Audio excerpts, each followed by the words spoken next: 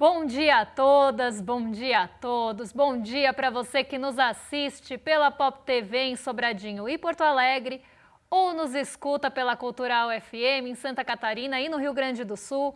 Sejam todos muito bem-vindos e bem-vindas a mais um ICL Mercado e Investimentos. Hoje é dia de comentar a treta do Banco Master, porque esse novelo é um emaranhado e para onde você puxa fio, tem ali uma ramificação. Então a gente vai tentar, numa missão aqui hercúlea, contar para vocês em 30 minutos o resumo de tudo que está acontecendo com o Banco Master desde o início, desde como ele cresceu, com base no que ele cresceu, como que ele fez para até inflar o seu balanço e tentar ser vendido mais caro para o BRB, e quais relações políticas estão emaranhadas nessa teia de relações do Banco Master até chegar no BRB. E além disso, quais foram os desdobramentos e os problemas que começaram a acontecer a partir desse crescimento acelerado e desse balanço, eu diria, um pouquinho criativo. Além de tudo isso, tem todas as relações que estão ali no meio, como eu falei, que vão se imbricando e do nada a gente puxa um fio ali que vai parar em outro lugar. Então, é uma tarefa difícil explicar isso em meia hora, mas eu vou tentar explicar aqui para vocês.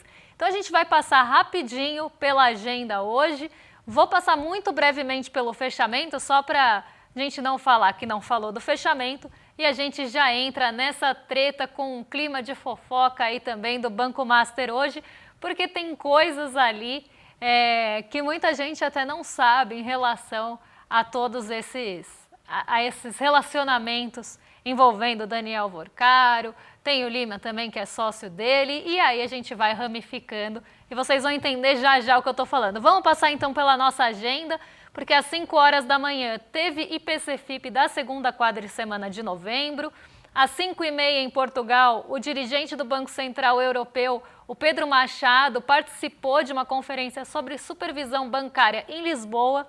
Às 8 horas da manhã aqui no Brasilzão teve IPCS das capitais, ontem teve IPCS geral, hoje a gente tem o IPCS das capitais da segunda semana, então da segunda quadricemana de novembro. O Banco Central do Chile divulgou às 8h30 o PIB do terceiro trimestre e às 11h15, daqui a pouquinho, sai a produção industrial de outubro dos Estados Unidos, aqui com asterisco, porque pode ser que não saia devido aí ao imbróglio e a tentativa de normalizar os indicadores econômicos depois da paralisação do shutdown. Meio-dia, daqui a pouco também, depois do almoço ou na hora do almoço, o Departamento do Comércio divulga encomendas à indústria de agosto. E meio-dia também nos Estados Unidos tem índice de confiança das construtoras de novembro. Às 13 horas, quem divulga o PIB do terceiro trimestre é a Colômbia. E nos Estados Unidos, a gente tem o balanço da Home Depot aqui durante o dia. Então, você tem uma agenda hoje bem esvaziada, eu diria, alguns dirigentes falando, mas nenhum indicador relevante para conduzir o dia de forma ali mais intensa. Não tem nenhum dado que se fale, nossa, esse dado pode mudar o rumo do dia. Então, uma agenda bem morna hoje, nessa terça-feira, mas ontem a gente teve uma coisa muito parecida, porque a gente também teve uma agenda meio esvaziada no mundão, a agenda global estava esvaziada e o que podia mexer com o humor dos investidores aqui no Brasil era o IBC-BR e o relatório Focus, porque o relatório Focus trouxe pela primeira vez desde o ano passado a inflação projetada abaixo do teto da meta. Então essa foi uma mudança até que surpreendeu de certa forma, isso porque o IPCA de outubro veio abaixo do esperado, veio no menor patamar para um mês de outubro desde 98 e diante disso os analistas de mercado mudaram suas projeções para 2025. Eu falei que isso poderia acontecer e realmente aconteceu. Então a gente teve essa mudança do relatório Focus, uma mudança importante, e ao mesmo tempo o IBC-BR, que a gente considera um termômetro da atividade econômica, veio abaixo do esperado, mostrando desaceleração da economia. Os dois dados juntos reforçaram aquelas expectativas de que o Banco Central pode começar a cortar juros antes do esperado no ano que vem. Então, talvez mais no começo do primeiro tri do que no finalzinho dele. Porque a grande dúvida é se o Banco Central vai cortar os juros logo no começo do trimestre ou no fim.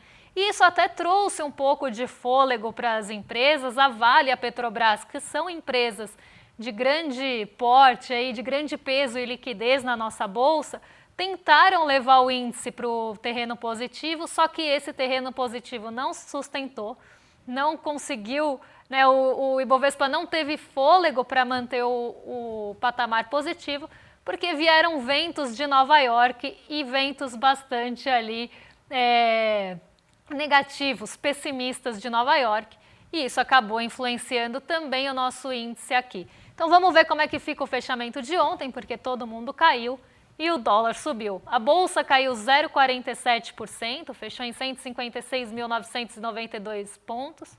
O dólar foi a 5,33, até tendo essa relação mais comum aí de cai bolsa, sobe dólar. Então ontem esse movimento aconteceu, inclusive com um pessimismo ali de Nova York, o dólar acabou se fortalecendo nesse cenário. O S&P 500 caiu 0,92 e Nasdaq caiu 0,84. Então um dia bem negativo em Nova York, e é justamente quando o humor dos Estados Unidos e do exterior, de forma geral, começou a deteriorar, que a coisa aqui foi para o negativo, porque até então a gente estava bem perto do 0 a 0, tentando até ensaiar uma recuperação, tentando mais um dia positivo, adentrar o terreno positivo, e aí vem esses ventos de Nova York e derrubam tudo por aqui, até por aqueles motivos que eu já expliquei. Incerteza em relação à divulgação dos dados, tem uma perspectiva que os dados sejam divulgados na quinta-feira, e quinta-feira o mercado aqui vai estar fechado por conta do feriado. Então, tem um posicionamento já em relação a isso. E lá em Nova York tem toda a incerteza também com as empresas de tecnologia, delas estarem sobrevalorizadas. Então, isso acabou. Até se vocês puderem deixar o fechamento aí em tela cheia, só para o pessoal de casa acompanhar, eu vou explicando aqui. Tá? Então, isso acabou trazendo, né, esse pessimismo quase importado ali de Nova York. Então, um pessimismo generalizado que chegou aqui no Brasilzão e acabou com qualquer expectativa que a gente tivesse da Bolsa subindo. Então, um dia, né, como falei, um dia sem muitos condutores e que qualquer coisinha acaba ganhando maior relevância nesse cenário. Então, qualquer indicador que saia, qualquer perspectiva, expectativa acaba ganhando um protagonismo maior, porque não tem nenhum outro indicador, nenhum outro condutor para levar ali o dia, para conduzir realmente o dia. Então, um dia de quedas generalizadas e alta do dólar, fortalecimento do dólar não só frente ao real, mas também outras moedas emergentes e até seus pares. Um dia realmente mais protocolar ali da nossa bolsa, de giro fraco, inclusive, não foi um dia de muita movimentação. Então, tudo isso nessa espera, nessa expectativa, nesse compasso de espera dos ativos brasileiros até essa definição de divulgação de dados nos Estados Unidos. Vamos vir agora para o Brasilzão para falar do Banco Master, e como eu falei, eu vou ter agora 20 minutos aí para explicar tudo isso. Vou tentar, e se eu não conseguir chegar até o final, amanhã a gente encerra esse assunto, porque é um assunto extenso. Né? Hoje a Polícia Federal prendeu o Daniel Worcário e o Augusto Lima, eles são sócios e donos do Banco Master, e esse imbróglio ele já estava acontecendo desde abril. Né? Para quem acompanha aqui o programa, a gente já vem falando sobre o Banco Master desde aquela tentativa de compra do BRB. Quem também faz parte do Investidor Mestre já conversou bastante comigo sobre Master, porque as pessoas têm muita dúvida em relação aos títulos do banco, porque muita gente comprou um CDB, colocou o dinheiro em algum CDB também que é pertencente ao Banco Master, e isso gera dúvidas e acaba gerando também preocupação nas pessoas. Então a gente já falou bastante sobre Banco Master lá no Investidor Mestre, nas reuniões que a gente tem às terças-feiras, porque é uma preocupação das pessoas. E isso faz parte, inclusive, de como o Banco Master cresceu, porque o Banco Master cresceu com políticas muito agressivas ali, não só de marketing, mas de ofertar esses títulos acima da média para captar dinheiro. E conforme eles iam se enrolando, vocês vão ver isso daqui a pouquinho, conforme o Banco Master foi se enrolando, ele começou a emitir títulos para pagar quase as dívidas anteriores, ele emitia títulos com mais percentual do CDI, com mais remuneração, para atrair esse capital e pagar as dívidas de curto prazo, porque ele tem um descasamento ali entre o que ele tem para pagar e o que ele tem de ativo, né, o que ele tem dentro da composição do banco. Vai ficar mais claro quando a gente passar para vocês pelo painel que eu montei para ficar de apoio e vocês acompanharem comigo esse desenrolar de história que não é simples e a gente tem que dar alguns passos atrás para explicar isso para vocês. Então vamos começar tentando entender quem é quem nesse caso, porque tem vários atores, tem uma série de bancos e entidades que acabam entrando nessa história. Eu acho que é importante que a gente entenda quem é quem. Então vamos colocar aqui na tela para o pessoal de casa acompanhar quem é quem no caso do Banco Master. O Banco Master, só para vocês entenderem, ele não é um banco grande, ele é um banco considerado médio, de médio porte e que ele cresceu de forma acelerada nos últimos anos, oferecendo inclusive o CDB, né, aquele título de renda fixa que você empresta dinheiro para o banco e, em contrapartida, recebe uma remuneração por esse empréstimo, vamos dizer assim, que você fez para o banco. Então você empresta o dinheiro e o banco fala, tá bom, daqui a um ano eu te devolvo esse dinheiro com tal rentabilidade. E essa rentabilidade do Banco Master era muito acima da média. Então acabava trazendo, né, uma atratividade maior para você emprestar o dinheiro para o Banco Master. E até por ele ser um banco médio, você já espera que ele vai pagar ali mais rendimentos para você emprestar dinheiro para ele, porque senão naturalmente o dinheiro flui para as grandes instituições que têm mais solidez, que têm ali um tamanho maior, que vão conseguir segurar uma bronca maior. Então, o dinheiro normalmente, até por questões de folha de pagamento e tudo mais, acaba fluindo mais facilmente para bancos maiores. E os bancos médios, eles precisam de uma competitividade maior para atrair esse recurso. Então, já é normal que um banco médio pague um pouco mais de remuneração quando você coloca seu dinheiro lá, do que um banco grande. Só que o Banco Master não pagava um pouco mais, ele pagava muito mais. Ele foi super agressivo nessa captação de recurso e ele queria atrair esse investidor da pessoa física, queria pegar esse recurso para suas operações dentro do banco. Então esse dinheiro que entra no CDB não tem lastro nenhum, ele pode emprestar para a finalidade que ele quiser. Não é diferente de uma LCI e de uma LCA, por exemplo, que tem essa finalidade lá no final. E o Banco Master ficou muito conhecido por isso, né? E grandes distribuidoras, corretoras, distribuíam esses CDBs, esses títulos de renda fixa do Banco Master, que não só tinham uma taxa pré-fixada altíssima, como pagavam ali 160% do CDI. O que isso significa? Que paga hoje, se a gente pensar 14,90 o CDI ali seguindo nossa Selic de 15, 160% de 15%, ou de 14,90. A gente pode falar de 15 para ficar mais fácil a conta. Então, olha como era agressivo e essa dívida foi ficando impagável também ao longo do tempo. Mas era uma estratégia para atrair esse recurso. Mas não para por aí, porque a gente ainda tem o BRB nessa história, que foi o banco que é o Banco de Brasília, controlado pelo governo do Distrito Federal, e vocês já vão entender porque eu estou falando dele, foi o banco que propôs a aquisição do Banco Master, focando em ativos até de maior qualidade. Mas o que já vinha acontecendo ao longo do tempo?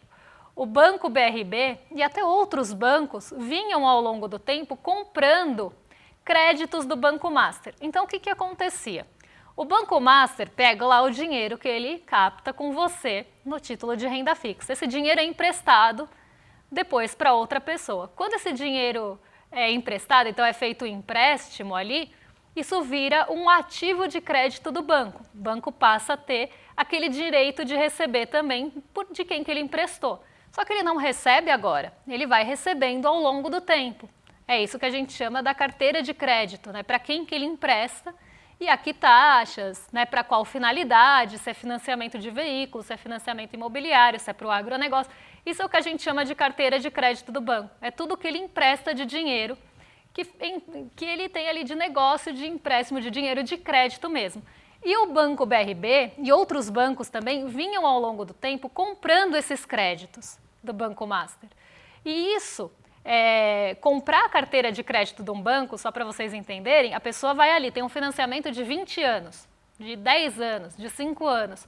Então ele tem aquele dinheiro a receber ao longo do tempo. Quando ele vende isso, ele normalmente vende por uma taxa um pouco descontada, né? Então por um preço descontado, mas ele recebe tudo de uma vez, então ele não vai receber ao longo do tempo. E o BRB ele vinha fazendo isso ao longo dos anos, e principalmente no fim do ano passado e no começo desse ano. Então já era uma coisa estranha o BRB está comprando esses créditos do Banco Master, ainda mais se ele tinha intenção de comprar lá depois.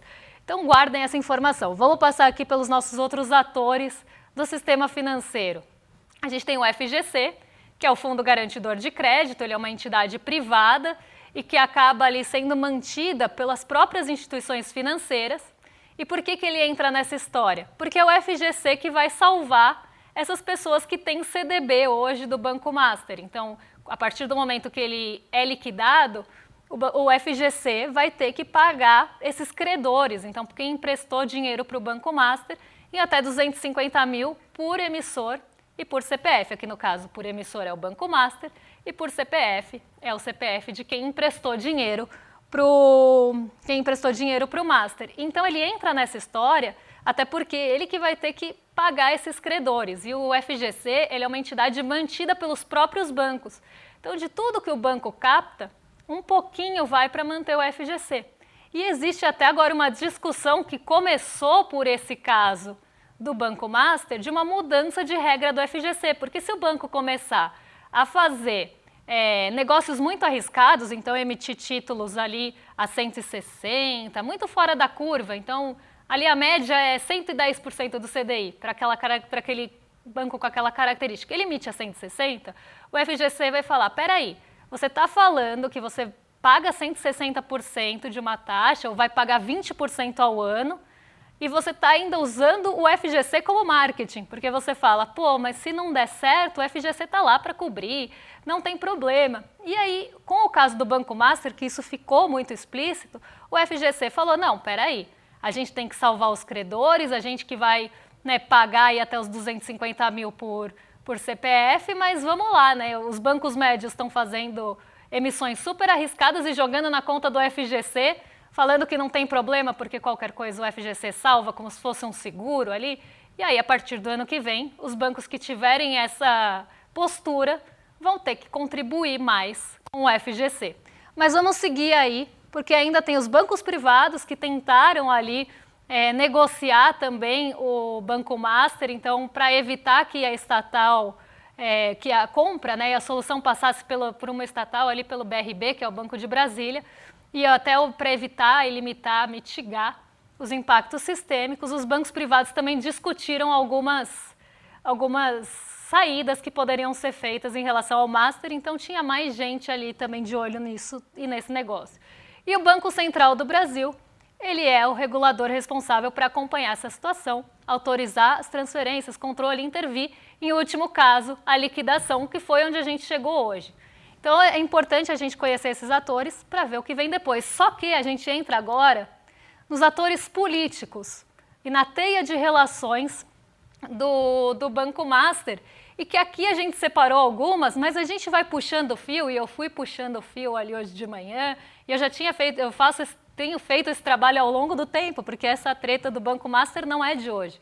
Isso está se arrastando já há quantos meses aqui? Há 7 meses, pelo menos, né? Então, essa teia de relações, conforme você vai puxando o novelinho ali, vai saindo fio para tudo quanto é lado. Se puxar o fio, não sobra ninguém. Então, vamos lá, vamos entender o Daniel Vorcaro. O Daniel Vorcaro, que foi preso hoje, ele é controlador do Master e ele tem ligações políticas com Ciro Nogueira e Antônio Rueda. Tem o Augusto Lima, que é sócio do Master, casado com a ex-ministra Flávia Pérez, que antes chamava Flávia Arruda, e que tem vínculo político com o governador Ibanez Rocha, que é do Distrito Federal e controlava quem? O BRB, que queria o quê? Comprar o Master.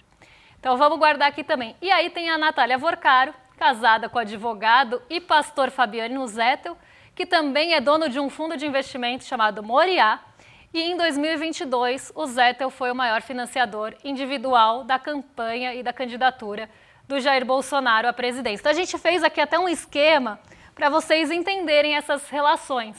Então tem o Daniel Vorcaro, que é ali ligado ao Ciro Nogueira e ao Antônio Rueda que também está sendo, e Ciro Nogueira também estão sendo investigados, né, e tem todo aquele, tem ligações ali, né, com outras operações, não só essa Compliance Zero, que foi a que liquidou o banco hoje, mas aí o Daniel Vorcário tem a sua irmã, que é, ali vamos descer aqui o fio, a sua irmã Natália Vorcário, casada com o pastor Fabiano Zettel, que é dono de um fundo de investimento e que também foi o maior financiador da campanha do Bolsonaro. Então essas são as figuras que a gente estava falando agora há pouco.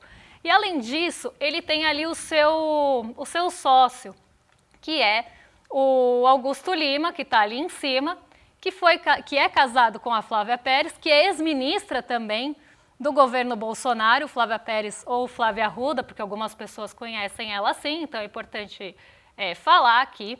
E você tem a Flávia Pérez ligada ao Ibanez Rocha, que aí sim controla o BRB, que queria comprar o Master. E aí que entra, né, dentro dessa teia de relações, uma coisa muito esquisita, porque o Banco BRB vinha ali limpando o balanço do Banco Master, ele vinha comprando esses créditos. Então o que ele estava fazendo? Ele pegava o direito a receber daqueles créditos do Banco Master ao longo do tempo, comprava, passava a ter o direito a receber dos créditos, então conforme as pessoas iam pagando, quem ia receber é quem comprou o direito do crédito, e com isso injetava dinheiro no Banco Master hoje. Então você pega um direito a receber ao longo do tempo, com um dinheiro que você paga hoje, claro que com um descontinho, ali do Banco Master. Então você injeta dinheiro no Banco Master e o Banco Master vai ficando inflado. Ele vai ficando com o seu patrimônio inflado ao longo do tempo, porque você está tirando o crédito, limpando o balanço do banco, é como se tivesse um caderninho do fiado. Então você tem ali o caderninho do fiado com todo mundo que deve para você. Você dá esse caderninho para o fiado para outra pessoa comprar, então ao invés de você cobrar daquelas pessoas, você dá o direito de outra pessoa cobrar e outra pessoa receber, e essa pessoa paga pelo caderninho do fiado. Então ela vai pagar uma quantia em dinheiro ali com desconto, e esse dinheiro entra de uma vez e não ao longo do tempo. Quando esse dinheiro entra de uma vez, ele infla o patrimônio do banco, porque entrou uma quantia de dinheiro de uma vez só, ao invés de entrar ao longo do tempo. E além disso, você no banco que originou os créditos, você arranca a página do fiado, então aquelas pessoas já não devem mais para você. Você limpa o balanço do banco e infla o patrimônio. Para depois o banco tentar comprar mais caro, porque inflou o patrimônio, então já começa a ficar esquisito aí, mas mais ainda com todas essas relações políticas que a gente falou aqui. Além disso, né, quando você tem o Banco Master aí, ele comprou 2 bancos recentemente, também com desconto, o que acabou entrando como, né, até equivalência patrimonial, e essa compra com desconto depois entra ali esses bancos que foram comprados por eles, que é o Voiter, o antigo Voiter Indusval, mas que depois passou a chamar só Voiter, e o Will Bank. Esses 2 bancos, eles entraram também no patrimônio do Master, foram comprados com desconto e depois inflaram esse balanço. Então, ao longo do tempo, a gente vê, né, que o banco vai fazendo algumas operações para ficar ali com o seu patrimônio inflado para depois ser vendido para um banco em Brasília. O que é muito esquisito, seria esquisito se não fossem as relações que a gente viu agora. Além disso, né, eu já falei dessa questão da captação agressiva, você ainda tem, né, essa compra vantajosa dos bancos com desconto e que depois entram ali, como eles foram comprados com desconto, quando eles entram no balanço, eles entram com um valor um pouquinho maior e isso entra como uma compra vantajosa, o que aumenta artificialmente o lucro no curto prazo. E aí é que vem também uma outra coisa muito curiosa do Banco Master, que são os FDICs e os direitos creditórios. Porque o Banco Master tinha também, dentro do seu patrimônio, né, dentro dos ativos que compunham ali o banco, direitos creditórios. O que é o direito creditório? Eu tenho um direito a receber. Um direito a receber, por exemplo, de um precatório. Eu não sei quando eu vou receber esse precatório, está muito nebuloso, eu sei que eu vou receber um dinheiro, mas não sei quando. O que o banco faz? Inclusive, até muitas vezes, explorando, né, esse desespero das famílias que querem receber esses precatórios, mas não sabem quando eles vão receber e em que condições. Então, o banco chega e fala assim, eu compro esse precatório de você bem baratinho. Em vez de você ter o direito de receber, quem vai ter o direito de receber sou eu, o banco, no seu lugar. Então você vende para mim, já que você não sabe quando vai receber, nem quanto, nem como e nem qual condição, vende para mim esse direito a receber, eu passo a ter o direito a receber, você recebe o dinheiro hoje e eu fico com esse dinheiro a receber, sabe quando? Então, eles tinham muitos desses precatórios, e precatório é uma coisa que não tem uma precificação que a gente sabe quanto vale. Precatório pode ser que você esteja colocando ali preço de Ferrari no Fusca. Ninguém vai olhar como você está precificando esses precatórios, porque eles são negociados em balcão, eles não têm uma padronização.